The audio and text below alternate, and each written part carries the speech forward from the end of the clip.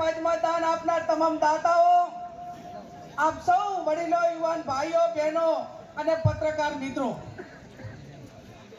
આ બંધારણ આજે હું આપની સમક્ષ સદારામ બાપુના આશીર્વાદ થકી તથા તમામ દેવી દેવતાઓના આશીર્વાદ થકી સર્વ રાજકીય પક્ષોના પ્રતિનિધિઓની સહમતિથી તેમજ જિલ્લાના ઠાકોર સમાજની પરવાનગીથી બંધારણની કોપી આપણી સમક્ષ મૂકી રહી છું.